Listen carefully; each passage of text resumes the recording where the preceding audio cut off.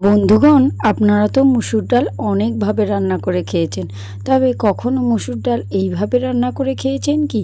ভাত, রুটি, পরোটা সব কিছুর সঙ্গে কিন্তু অসাধারণ লাগে খেতে। একবারে জাস্ট ফাটাফাটি রেসিপি। ডালের এই অভিনব রেসিপিটা অবশ্যই একবার হলো ট্রাই করবেন। নমস্কার বন্ধুরা, আমি মুনমুন কিচেনে আপনাদের সবাইকে স্বাগত। প্রতিদিনের মতো দেখুন আজকে এসেছি একদম ভিন্ন ধরনের একটা রেসিপি নিয়ে, সম্পূর্ণ নতুন রেসিপি। তার জন্য এখানে আমি নিয়ে নিয়েছি বেশ কিছুটা পরিমাণে মসুর ডাল। আর এই মসুর ডালের মধ্যে আমি দিয়ে দিচ্ছি ছোট ছোট সাইজের দুটো টমেটো, আর নিয়ে নিচ্ছি দুটো কাঁচা ডিম, আর ঝালের জন্য নিচ্ছি দুটো কাঁচা লঙ্কা। আপনারা আপনাদের পরিবারের সদস্য সংখ্যা অনুযায়ী পরিমাণটা বাড়িয়ে বা কমিয়ে নিতে পারেন। আর ডালের পরিমাণটা নিয়েছি এখানে 100 গ্রাম মতো মসুরির ডাল। অবশ্যই রেসিপিটা আপনারা ট্রাই করবেন। গরম গরম ভাত, রুটি, পরোটা সব কিছুর সঙ্গে এখন জমে যাবে এই রেসিপিটি। এবারে দেখুন আমি কিন্তু সব কিছু উপকরণ তুলে নিয়ে এবারে ডালটাকে একটা বাটির মধ্যে নিয়ে নিয়েছি, কারণ ডালটা কিন্তু ধুয়ে নিতে হবে। ডালের মধ্যে প্রচুর নোংরা থাকে, তবে ওই প্লেটে থাকলে তো ডালটা ধোয়া যেত না। তার জন্য আমি একটা বাটির মধ্যে ডালটা নিয়ে খুব ভালো করে ডালটা ধুয়ে নিচ্ছি। আর দেখুন ডালের জলটা দেখে আপনারা বুঝতে পারছেন যে ডালটার মধ্যে কত নোংরা থাকে।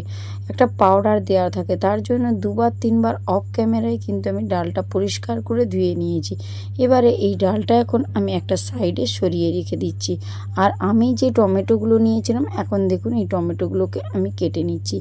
রেসিপিটা একদম ভিন্ন ধরনের, একদম অন্য রকমের নতুন একটা রেসিপি। ডাল আপনারা সবাই রান্না করতে জানেন, এটা আমিও জানি, তবে এইভাবে একবার ডালটা রান্না করে খেয়ে দেখবেন, খেতে এত ভালো লাগে যে শুধু এই ডাল দিয়েই এক থালা ভাত খাওয়া হয়ে যাবে, অন্য কোনো রেসিপির প্রয়োজন হবে না। এবং রুটির সঙ্গে, পরোটার সঙ্গেও আপনারা এই রকম ডাল বানিয়ে নিতে পারেন। আর এখানে দেখুন দুটো টমেটো নিয়েছিলাম, আমার এখন টমেটোটাও কাটা হয়ে গিয়েছে। এবারে দুটো লঙ্কা নিয়েছি, লঙ্কাটাকে ঠিক মাঝ বরাবর এরকম কাট লাগিয়ে দিচ্ছি। লঙ্কার যে বকাটা ওটা আমি কেটে বাদ দিয়ে মাঝ বরাবর দুভাগ করে লঙ্কাটা কেটে নিচ্ছি। আর এখানে দেখুন একটা উপকরণ দেবো, সেটা হচ্ছে একটা বড় সাইজের পেঁয়াজ নিয়েছি। আর পেঁয়াজটাকে একদম সরু সরু লম্বা করে আমি কেটে নিচ্ছি। তবে আমি কিন্তু একটা পেঁয়াজের অর্ধেকটা কেটে দেখিয়ে দিচ্ছি, বাকি যে পেঁয়াজটা রয়েছে ওটা আমি অফ ক্যামেরায় কেটে নেব। তো না হলে ভিডিওটা তো অনেক বড় হয়ে যাবে, হয়তো আপনাদের দেখতে একটু সমস্যা হবে। তার জন্য আমি অফ ক্যামেরাতে দেখুন বাকি পেঁয়াজটা কেটে নিয়েছি। এখন উপকরণগুলো আমার রেডি হয়ে গিয়েছে, পেঁয়াজ, কাঁচা লঙ্কা আর টমেটো। আর রেসিপিটা একদম সোজা, যে কেউ দেখবে সেই বানিয়ে নিতে পারবে। তো গ্যাসের উপর একটা কড়াই বসিয়ে দিয়ে তার মধ্যে দিয়ে দিয়েছি বেশ কিছুটা পরিমাণে জল। আর জলটা একটু গরম হয়ে গেলে এর মধ্যে দিয়ে দিচ্ছি স্বাদ মতো লবণ। আর লবণটা দেওয়ার পর আমি যে ডালটা ধুয়ে রেখেছিলাম, সেই ধুয়ে রাখা ডালটা এখন ওই জলের মধ্যে দিয়ে দিচ্ছি।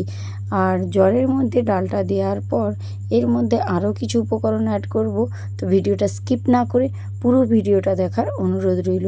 আর একটা হাতা দিয়ে খুব ভালো করে লবণ আর ডালটাকে এইভাবে মিশিয়ে নিতে হবে।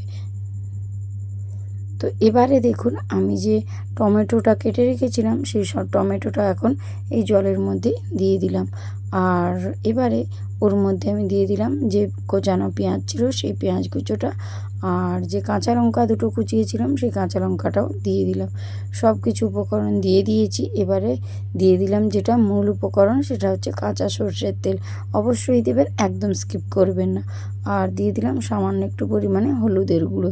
এবারে সব কিছু উপকরণ দিয়ে একটা হাতা দিয়ে খুব ভালো করে নাড়াচাড়া করে সব কিছু মিশিয়ে নিতে হবে। আর ডালটা এভাবে মিশিয়ে নেওয়ার পর একটু যতক্ষণ না ফুটে যাচ্ছে ততক্ষণ পর্যন্ত একটু ওয়েট করব, কারণ সঙ্গে সঙ্গে যদি আমি ঢাকনা দিয়ে দিতাম তাহলে ডালটা কিন্তু ফুটে বাইরে পড়ে যেত। কারণ ডালের মধ্যে যখন বলক আসতে শুরু করে, সঙ্গে সঙ্গে ঢাকনা দিয়ে দিলে ডালটা বাইরে পড়ে যেতে পারে। তার জন্য এইভাবে যখন একটু ফুটতে শুরু করেছে তখন আমি এটা ঢাকনা দিয়ে দিলাম। আর ঢাকনা দিয়ে 6 থেকে 7 মিনিট আমি ডালটাকে সেদ্ধ করে নিয়েছি।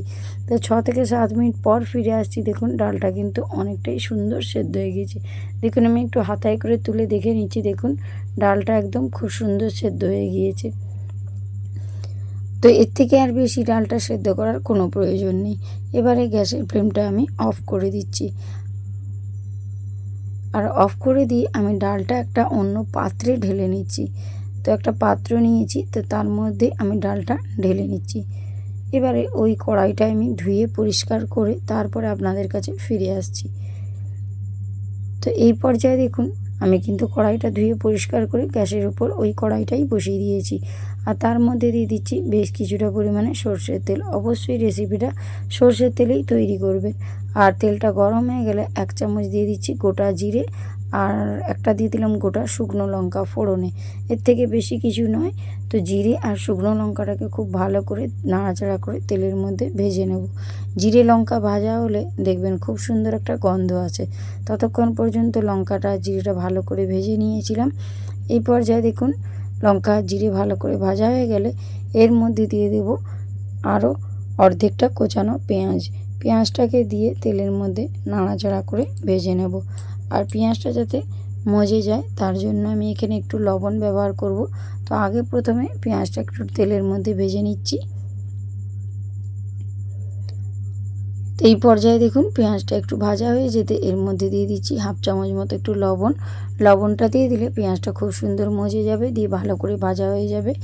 আর আবার লবণটা দিয়ে একটু বেশ কিছুটা সময় নাড়াচাড়া করে আমি ভেজে নিয়েছি। তো এই পর্যায়ে দেখুন পেঁয়াজটা মোটামুটি একটু লালচে করে ভেজে নিতে হবে। তো লালচে করে ভাজা হয়ে গিয়েছে। এবারে এর মধ্যে আমি কিছু মশলা অ্যাড করে দিচ্ছি। তো বাড়িতে থাকা মশলাই আমি অ্যাড করব। তো দিয়ে দিলাম সামান্য অল্প পরিমাণে একটু হলুদের গুঁড়ো, দিয়ে দিচ্ছি 1/2 চামচ মতো ধনিয়ার গুঁড়ো, আর দিয়ে দিচ্ছি 1/2 চামচ মতো লাল লঙ্কার গুঁড়ো। সমস্ত গুঁড়ো মশলাটা দিয়ে একটু ভালো করে তেলের মধ্যে নাড়াচাড়া করে কষিয়ে নিতে হবে। তাহলে কি হবে, মশলার যে একটা কাঁচা গন্ধ থাকে, মানে হলুদেরও একটা কাঁচা গন্ধ থাকে, সেটা কিন্তু চলে যাবে। এই পর্যায়ে দেখুন মশলাটা ভালো করে ভেজে নিতে দুটো ডিম যে আমি নিয়েছিলাম সেই দুটো ডিম আমি এখন ফাটিয়ে নিয়েছি। আর ওই ভেজে রাখা পেঁয়াজের মধ্যেই আমি কিন্তু দুটো ডিম দিয়ে দিয়েছি। আর ডিমটা দেওয়ার পর এভাবে হাতা দিয়ে ভালো করে নাড়াচাড়া করে মশলার সঙ্গে দিয়ে ডিমটাকে এইভাবে ভুজিয়ার আকারে কিন্তু ভেজে নিতে হবে। ডিমটা যেন খুব সুন্দর করে ভাজা হয় ততক্ষণ পর্যন্ত গ্যাসের ফ্লেমটা লো টু মিডিয়াম ফ্লেমে রেখে ডিমটাকে ভালো করে ভেজে নেবেন, নচেত ডিমের একটা কাঁচা গন্ধ ছাড়বে, রেসিপি কিন্তু একদম ভালো হবে না। তার জন্য যতক্ষণ না ডিমটা ভালো করে ভাজা ভাজা হয়ে যাচ্ছে ততক্ষণ গ্যাসের ফ্লেমটা লো টু মিডিয়াম ফ্লেমে রেখে এই ডিমটাকে ভালো করে ভেজে নিতে হবে। আর অনেকেই তো সবসময় মাছ মাংস খান, একবার ডিমের এই রেসিপিটা খেয়ে দেখবেন মাটন চিকেন সব ফেল হয়ে যাবে এই রেসিপিটার কাছে। শুধুমাত্র ডাল দিয়েই এক থালা ভাত খাওয়া হয়ে যাবে। অনেকেই আছেন যে মাছ মাংস ছাড়া ভাত খেতে পারেন না, তাদেরকে আপনারা এইভাবে রান্না করে দেবেন, দেখবেন একদম পাত চেটে পুচে খেয়ে নেবে। আর এখানে দেখুন রুটি পরোটা সব কিছুর সঙ্গেই ডালের এই রেসিপিটা একদম জাস্ট জমে যাবে। এই পর্যায়ে দেখুন ডিমটা কিন্তু খুব সুন্দর করে ভুজিয়ার মতো করে আমার ভাজা হয়ে গিয়েছে। এর থেকে আর বেশি আমি ভাজবো না, এই রকমভাবেই ভেজে নিতে হবে। আর ডিমটা যখন ভাজা হয়ে গেছে দেখুন ডিমের মধ্যে থেকে কিন্তু তেল ছাড়তে শুরু করেছে। আমি একটু তুলে আপনাদেরকে দেখিয়ে দিচ্ছি। দেখুন ডিমটা এখন পারফেক্টভাবে ভাজা হয়ে গিয়েছে। এবারে এর মধ্যে সেদ্ধ করে রাখা ওই ডালটা এখন দিয়ে দিলাম। ডালটা দিয়ে বেশ কিছুটা সময় আমি নাড়াচাড়া করে নিচ্ছি। নাড়াচাড়া করে নিয়ে এটাকে কিন্তু একটু ফুটিয়ে রান্না করে নিতে হবে। তবেই ডিম আর এই মসুর ডালের রেসিপিটা এত সুন্দর লাগবে যে আপনারা বিশ্বাসই করতে পারবেন না। খুব ভালো করে এইভাবে নাড়াচাড়া করে সব কিছু এখন মিশিয়ে নিয়েছি। আরও কিছু উপকরণ দেওয়ার বাকি রয়েছে। যখন ডালটা এভাবে ফুটতে থাকবে তখন দিয়ে দিচ্ছি একটু সামান্য অল্প পরিমাণে গরম মশলার গুঁড়ো। গরম মশলার গুঁড়োটা দিলে খেতে টেস্ট আসে ভীষণ। তো গরম মশলার গুঁড়োটা দিয়ে একটু নাড়াচাড়া করে নিচ্ছি। আর স্বাদের একটা টেক্সচার মানে ব্যালেন্সটা ঠিক রাখার জন্য আমি একটুখানি দিয়ে দিচ্ছি চিনি। তো চিনিটা দিলে এটা মিষ্টি লাগবে না, তবে চিনি দিলে স্বাদের ব্যালেন্স হবে। তো চিনিটাকে দিয়ে ভালো করে নাড়াচাড়া করে আর 1 মিনিট মতো রান্নাটা করে নেব। তারপরে আমি গ্যাসের ফ্লেমটা অফ করে দেব, দিয়ে আপনাদেরকে দেখিয়ে দেব যে ডালের রেসিপিটা কতটা সুন্দর হয়েছে। দেখতেও যেমন সুন্দর হয়েছে, কালারও তেমন সুন্দর, আর খেতেও জাস্ট অসাধারণ লাগে। দেখুন আমি আপনাদেরকে একটু তুলে দেখিয়ে দিচ্ছিলাম দেখতে কতটা লোভনীয় হয়েছে। আমার বাড়িতে আমার ছেলেমেয়েরা কেউ কিন্তু মাছ মাংস ছাড়া ভাত খায় না, তবে আমি যখন এই ডিম মসুরির ডালের রেসিপিটা রান্না করেছিলাম, তারা এই একটা পদ দিয়েই সব ভাত খেয়ে নিয়েছিল। অবশ্যই আপনারাও বাড়িতে ট্রাই করবেন, তারপর আমাকে কমেন্ট বক্সে এসে কমেন্ট করবেন যে কেমন হয়েছিল। তো এখন আমি টোটালি গ্যাসের ফ্লেমটা অফ করে দিয়েছি। এখন মসুরির ডাল আর ডিমের রেসিপিটা একদম রেডি। মসুরির ডাল আর ডিম দিয়ে যে এত সুন্দর রেসিপি হয় সেটা আপনারা সত্যিই বিশ্বাস করতে পারবেন না। অবশ্যই রেসিপিটা তৈরি করে আমাকে জানাবেন, আর ভালো লাগলে বন্ধুদের মধ্যে প্রচুর প্রচুর শেয়ার করে দেবেন।